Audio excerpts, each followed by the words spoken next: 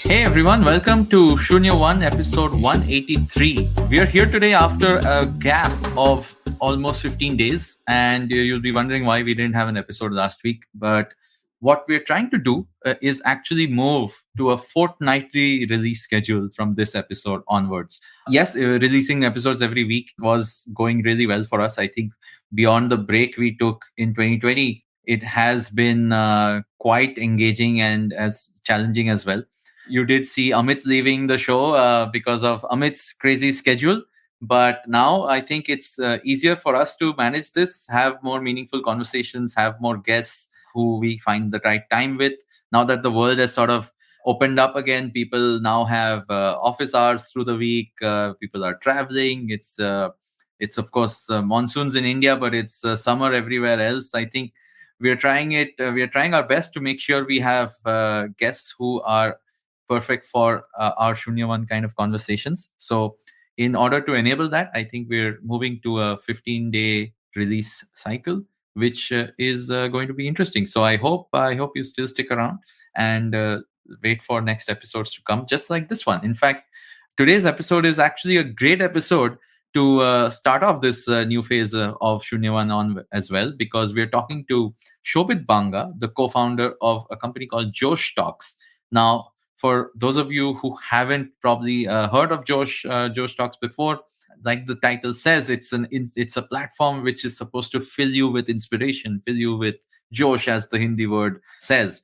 And Shobhit's had an incredible journey. He's actually built this company over almost the last 7 years, and he's seen immense success after a lot of struggles, which he goes into in the course of our episode, and which have now, of course, after so many years, they've brought him some amazing success. He's also been one of the founders on the Forbes 30 under 30 list in Asia, and really inspiring sort of a platform and inspiring story that he has behind what Josh Talks really is. And of course, listen to the episode, tell us what you think, and we hope you enjoy the conversation. So let's take a break and come back and talk to Shobhit.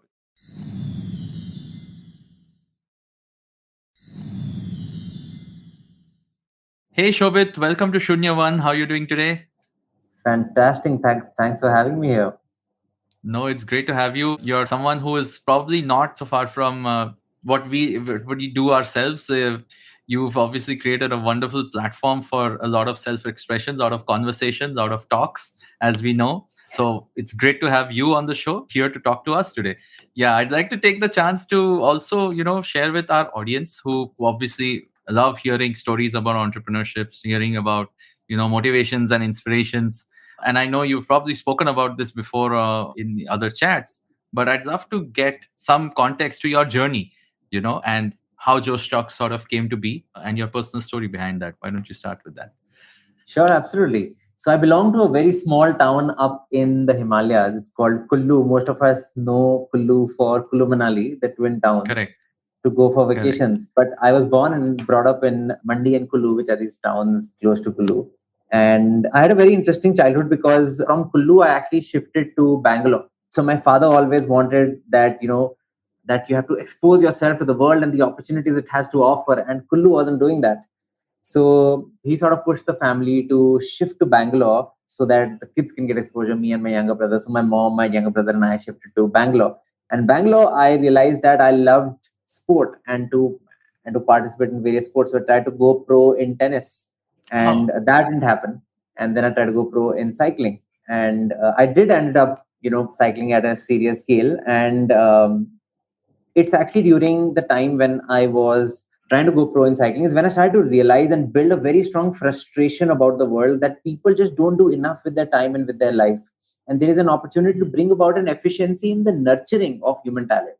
Because when I look back at that time, my friends who were back in Kullu, who used to still go to the same school, people who were better than me in school by this time were about 17, 18. So you start seeing what they're doing in life. And this guy was selling bread at a kirana shop, at his father's kirana shop. oh, Like that was the outcome of his life. And he was my close friend. We used to chill every day together. yeah.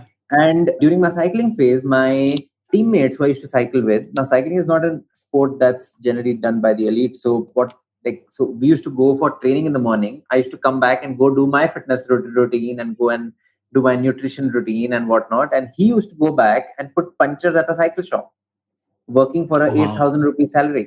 So I Mm, started to build this frustration that the world is like something is majorly wrong, and how are we allowing for such a large population of our country to just, it sounds a little bad, but be dead weight.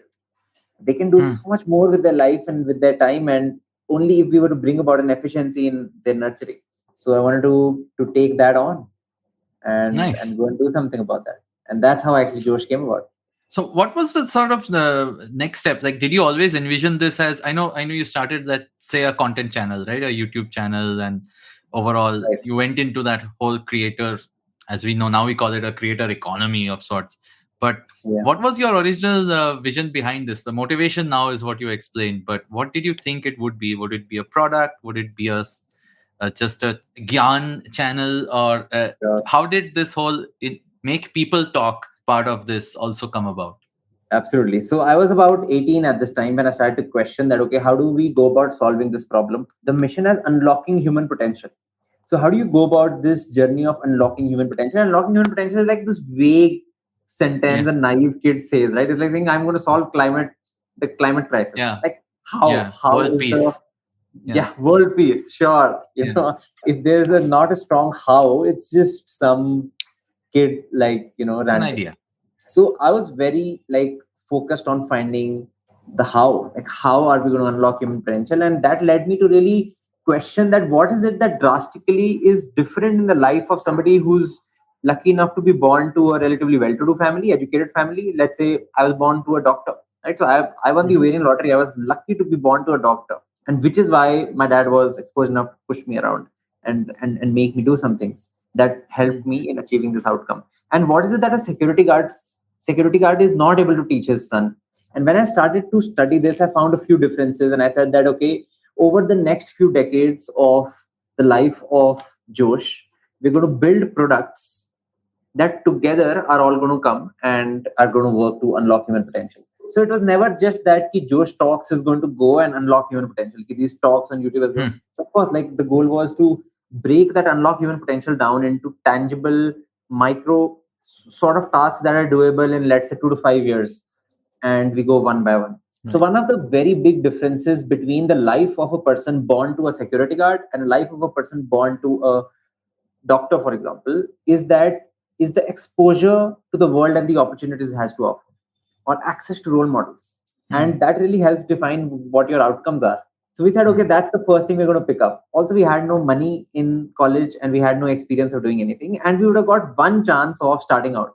Yeah. So I said that, okay, you have to pick something that is manages all this. And this is the time when the startup ecosystem is not like what it is today. So you couldn't just get up and raise money and do something. So I went about saying that, okay, can we give rural youth access to role models? What Steve Jobs did for Hmm. somebody like me, like the Steve Jobs commencement speech is really famous, like the Stanford commencement speech that he gave.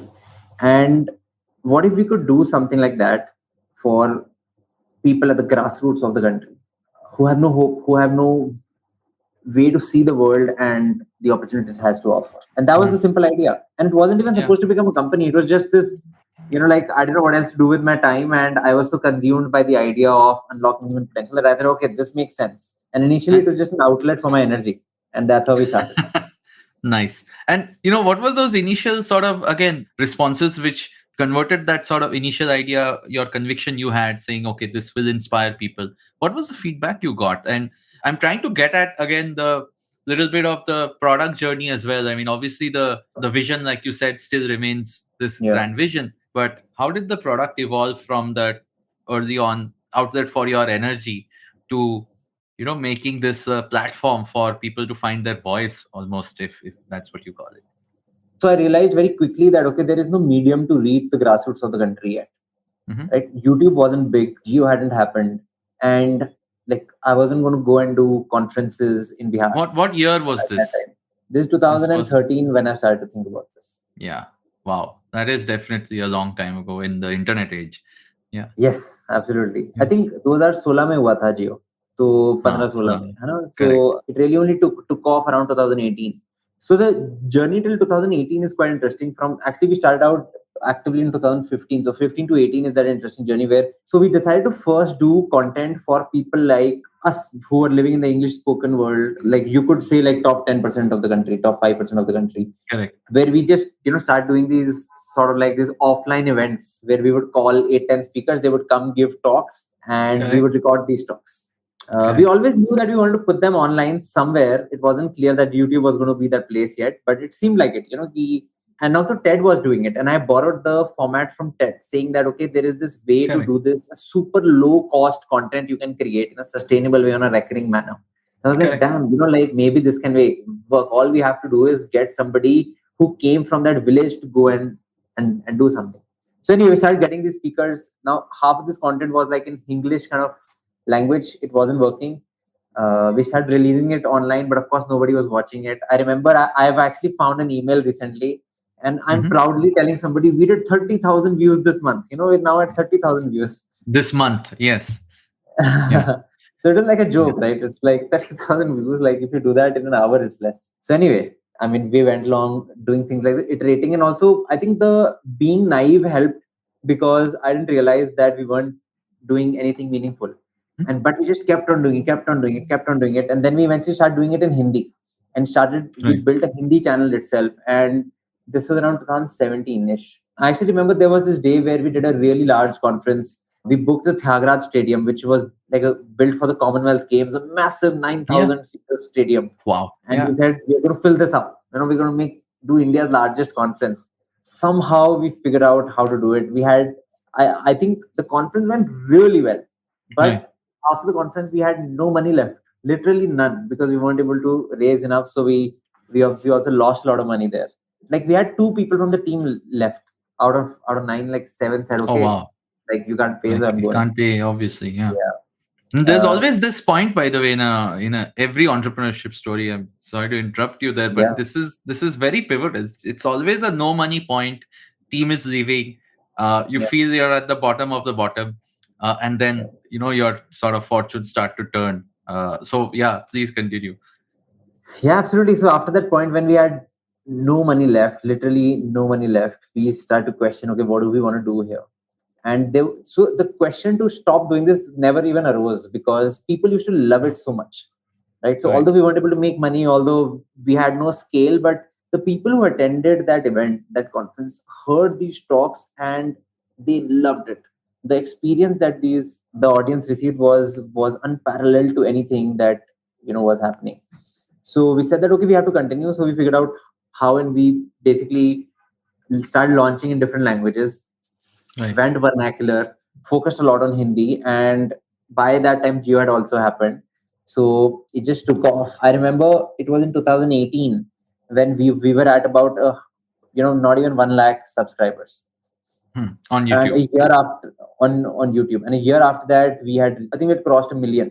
Wow. 100K to 1 million in 1 year. At that time was like a lot, because like barely anybody Yeah. was doing it. Yeah. Yeah, and today we are at like I think 18, 19 million subs, all channels combined. Wow. And So and it that seems like it's just starting out.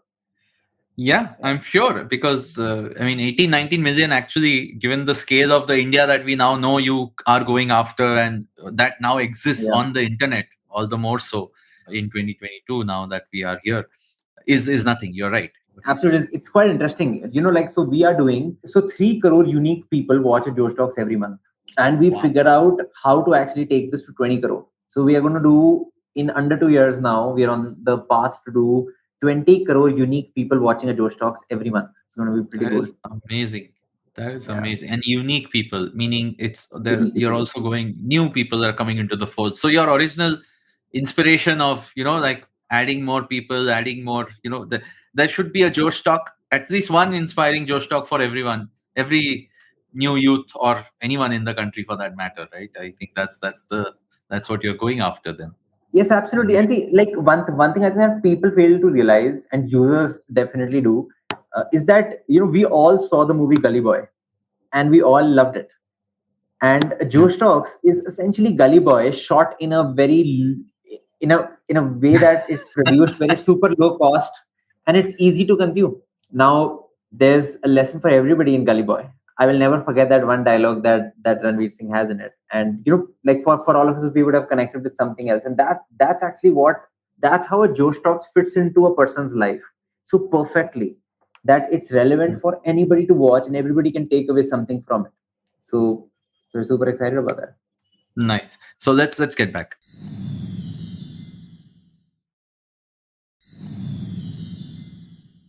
All right, welcome back. We are in conversation with Shobhit here, talking about Josh Talks and, of course, the journey so far. So, Shobhit, what next for you, given the, let's say the next phase of growth? Obviously, you're adding a whole bunch of users. You have your own mobile app. You've launched your YouTube channel is doing really, really well. And you've also, I believe, started to now think or have started to actually monetize as well. Could you tell us about that? What led to the monetization journey? Obviously, every business has to think about it at some point, but how did you come up with that? What did you feel was the best value you could give all your users? And tell us a little bit about that model. Absolutely. So the goal always has been unlock human potential. And the first thing we did is give rural youth access to role models. The next step we figured after that, one of the very critical things that is required for a person to go out there and do well in life is to be able to speak in English fluently.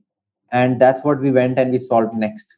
It's also a tool to monetize. It's actually quite interesting how we went and solved English. And I think one is we've innovated on a YouTube channel and built something like really interesting. This is actually another really interesting thing that we've built out, because so there is a graveyard of English startups in the country. Lots of people have attempted, but nobody's really succeeded yet. English is, of course, a really large opportunity in the country simply because everybody wants to learn to speak in English fluently from this audience. So it's like we're saying 90% of the country is saying we want to learn to speak in English, but nobody's really been able to build a large business here. And we went and we saw why. So we figured out that, okay, lots of people have tried to solve English, but nobody's succeeded yet. So what is it that we are going to do? Of course, there's a large opportunity, but that's if somebody is able to actually solve the problem. Right. So we looked at a lot of the English startups that existed and we saw their products and gave their products to our users as well to see ki, acha, matlab, what are they doing and does it actually help somebody learn to speak in English fluently? And we figured out that there's a very big problem in all products that currently exist, and it's primarily in two metrics. First is the course completion rates. Now, if you look at the course completion rates of products like a Coursera or a Udemy, they are in the low single digits. So we are talking 4 to 5% course completion rates, sometimes even low as 2% course completion rates. Now, that essentially means that nobody who buys the course completes it. Even if you look at the English startups, we were looking at 8 to 10% course completion rates, which was dismal. Then the other problem was that for these 8% who actually completed the course, how many of them were able to speak C1 level English, which is essentially English that's required in our kind of world. Minimum English requirement to participate in this, you could call like the LinkedIn world. And nobody was able to take anybody to C1, let alone, even close to it. Although there were companies that have done, over 50 million installs, they still haven't been able to solve it. So we actually got into the bottom of it and figured out that English requires a lot of practice, and the only way to learn it is if you're able to get people to engage with your product and spend a lot of time practicing English. And we looked at a metric which was minutes spent per user per day. And if you look at that metric across various products, you can actually differentiate the products that do really well and don't do well at all. So if you look at a cohort-based course, they will do an incredible minutes spent per day, per active user per day. Versus you look at a non-engaging product like a Udemy, they would do, like, again, single-digit minutes spent per user per day. Wow. Okay. So we essentially went through the journey over the last year and made a product. We are doing now almost 50 minutes spent per active user per day. Wow, that is way higher than the rest of the peers, like you mentioned in the audience. You were talking about something you even did on the YouTube channel and you innovated. Could you go a little bit into even that? Sure. So the conventional wisdom, even like at that time, 2015, 16, 17-ish, was that long form content doesn't do well. Like nobody has attention spans. Like Josh Talks is a lecture on stage. Yeah. You're telling relatively poor people to watch a lecture on a stage. And the conventional wisdom was, why? Nobody's going to watch it. They होगा, don't हाँ. want this. They want entertainment. They want the everybody said, it's like people want cricket, Bollywood, or religion. यही चलता Correct. है. Correct. ABC as we know it. Huh. Yes. So, I mean, of course, I disagree. But the Hmm. question was that how do you prove what you believe? How do you go about, actually building a product that is a lecture on a stage, but people consume it? And especially this audience in India consumes it. So, every single thing that you see in a Josh talk is thought through to the T. For example, when we used to do our conferences in the early days, the backlight that falls on the head of a person is yellow, Mm-hmm. because when a yellow backlight falls on you and there is a black background, subconsciously your mind relates it to the universe like a person is falling. So Oh, subconsciously the viewer starts rooting for the person on the stage. Please what? win, don't go. Wow. There's actually a research on this. Wow. And then is, like a few other aspects, like where do you place the cameras, and where you place the cameras really depend, like matters as to, do you look up to this person? Are you initially, cheering for them? Then there is another one. We don't even use mics that come like this. Like sometimes we have to because the audio fails. Hmm. But generally we use mics that are not even visible. There's no podium. There's nothing in front of you. And the reason Hmm. that is that every time there's something in front of you, even a mic, it creates a barrier subconsciously for a person between you and the person. So it Right. doesn't allow the person standing behind to be vulnerable. Right. Wow. Yeah, these are these cues which obviously once you go deeper into a topic like speaking and like Yeah. public speaking, I guess you would Yeah. only think about solving them. But wow, thank this Absolutely. is Because like I realized that the only way to build an engaging talk is to get this very successful person to be vulnerable with this audience. Go yeah, deep, be emotional, and do it in a structure. Like I can't be there to convince this person to be vulnerable. correct. So the structure just allowed for it. And I realized that these were just 7, 8 things that you had to figure out and get it right. And automatically everybody gets on the stage. They're a different person until they get on. As soon as they get on it, they look around. They're like, I can be safe here. Nice. Everybody's rooting for me. And Nice. let me go and tell the truth today. Nice. So it's product management. Wow, I mean, and it's great. And it's great that you put it that way because after all, every experience we have, there is a digital product somewhere else or the other involved, and obviously that's how you've been able to correctly package it, correctly present this platform for both your audience as well as your speakers. Shobhit, on just like let's say closing notes of sorts, what is it beyond the scale and the reach that you want to obviously go to with the product, with the platform as a whole? And you've said there's so much more for you to do, the ambitious target of 20 crore unique listeners. How will you get there? What does the next 18 odd months look like? What more can we expect in terms of let's say monetization, if you have anything coming up? And of course, the last few words for our listeners, where if they want to reach you, if they want to reach out to the platform, what's the best way to connect with you? Maybe share your Twitter handle, your LinkedIn, whatever. Where's the best place to connect, please? Absolutely. So I'll just put this in two ways, like separate this out into two things. The first is like how we're going to go to 20 crore people. We figured out that the only way to make content that's relevant to this audience is to make it geographically relevant, because something that happens in our district where we belong is relevant to me. Now, Yeah. it doesn't have to be in the career stream that I'm only interested. Let's say I want to become an IS officer. I will generally on YouTube watch only IS officer related talks or stories of people who came from nothing and became IS officers. But Right. if I'm from Muzaffarnagar and there is a person from Muzaffarnagar who did really well as an entrepreneur, I will also now listen to his talk because it came on a Josh talk Muzaffarnagar. So how we're doing this is that we're going to make district level channels, Wow. and it's Nice. also going to help become a national phenomena, because it will almost become a conversation topic at kitty parties that आपके आपके बेटे ने जोश talk दी, आपके आपकी like it'll कि मैंने WhatsApp group में आई थी मुझे.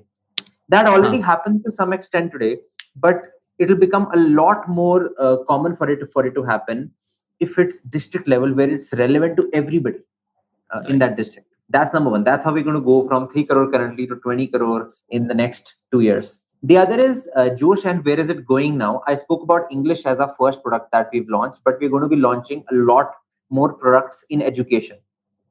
And how we're looking at this is that we have this distribution to 3 crore people today.